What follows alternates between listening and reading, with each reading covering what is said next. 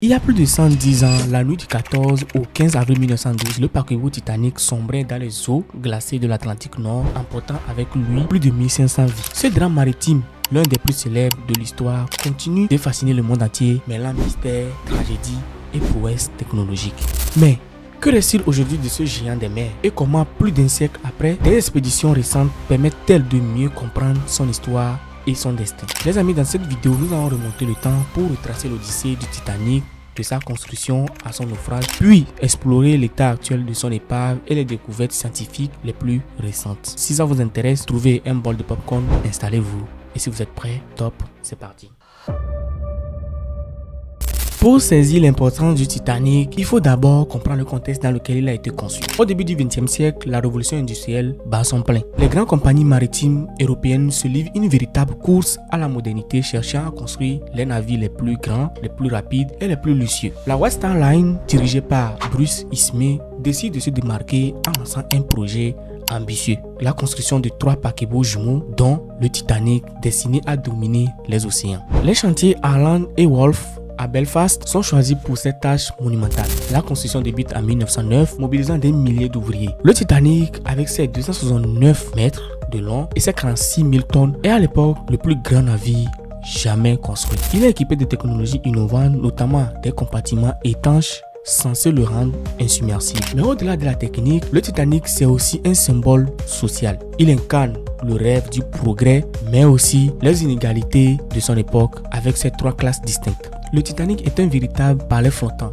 La première classe offre un luxe inouï, salon décoré dans le style Louis XVI, piscine chauffée, restaurant gastronomique et même un cours de squash. Les passagers de la première classe sont parmi les personnes les plus riches et influentes du monde, comme John Jacob Astor, Benjamin Guggenheim, je ne sais pas si j'ai bien prononcé parce que ça ressemble à un mot allemand, ou encore Molly Brown qui deviendra célèbre pour son courage. La deuxième classe, bien que plus modeste, reste confortable, accueillant des professionnels, des enseignants et des familles aisées. La troisième classe, ou tirage, comme on les appelle à l'époque, transporte principalement des immigrants venus d'Europe espérant une vie meilleure en Amérique. Ils vivent dans des quartiers les plus simples, mais l'atmosphère est pleine d'espoir. La vie à bord est rythmée par les repas, les promenades sur les ponts, conversations dans les salons et les activités proposées. Le Titanic est une ville flottante où se mêlent destin et histoire humaine.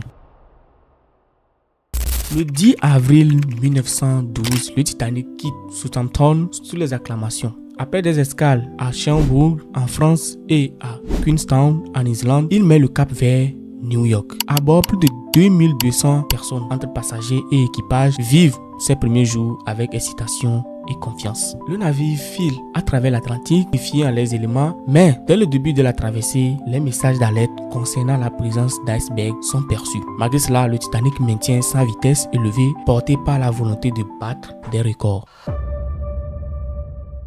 Dans la nuit du 14 avril, vers 23h40, la vigie aperçoit un iceberg. Malgré une tentative d'évitement, le navire heurte l'iceberg sur un flanc droit. La coque est déchirée sur plusieurs compartiments et l'eau commence par envahir le navire. Le Titanic, considéré comme insubmersible, commence à sombrer. L'équipage lance des procédures d'évacuation, mais le nombre de canots est insuffisant pour tout le monde. La panique s'installe, mêlée à des actes de bravoure et de solidarité. En moins de 3 heures, le Titanic disparaît sous les eaux glacées, laissant derrière lui un bilan humain tragique. Plus de 1500 morts, parmi lesquels les femmes, les enfants, les hommes, les riches comme des pauvres.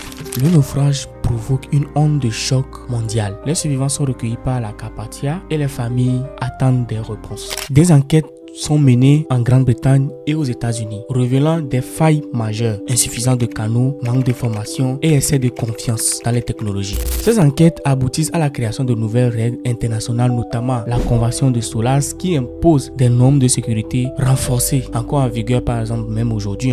Pendant plus de 7 décennies, l'épave du Titanic reste introuvable. Puis, en 1985, l'océanographe Robert Bayard localise enfin le navire à près de 4000 mètres de profondeur. Les images retransmises au monde entier sont saisissantes. La proue majestueuse, la poupe disloquée et les centaines d'objets témoignent de la vie à à bord. Depuis cette découverte, plusieurs expéditions ont été organisées, notamment ces dernières années, avec des technologies de pointe permettant d'explorer l'épave sans la perturber. Ces missions ont permis de mieux comprendre la dégradation du navire et de collecter des données précieuses sur son environnement. Aujourd'hui, les épaves du Titanic sont en train de disparaître petit à petit sous le fait du froid et surtout des bactéries appelées Alumonas titanica qui dévorent le métal. Le navire se dégrade rapidement. Les scientifiques estiment que d'ici 10 ans, il ne restera plus que des fragments. Mais cette décomposition est aussi une source d'études uniques. Les chercheurs observent un écosystème particulier avec des organismes adaptés à ces conditions extrêmes. Par ailleurs,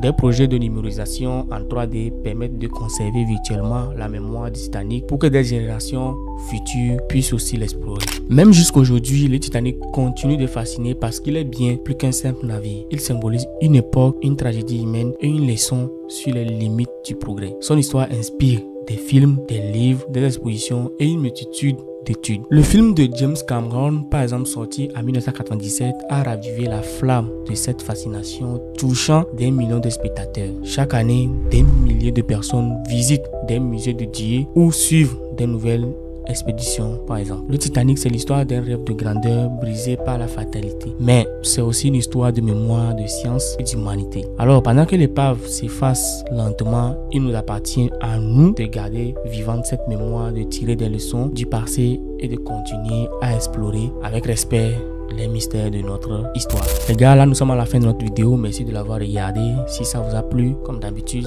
si c'est ta première fois de passer sur la chaîne, n'hésite pas à lâcher un pouce bleu, à t'abonner et aussi à partager autour de vous pour que ça en profite aussi. Et je vous mettrai aussi ici quelques vidéos que je trouve intéressantes. Je pense qu'elles vont vous plaire. N'hésitez pas à aller jeter un coup d'œil, à laisser un commentaire ou vos ressentis. À très bientôt pour une nouvelle vidéo. D'ici là, portez-vous bien. Ciao.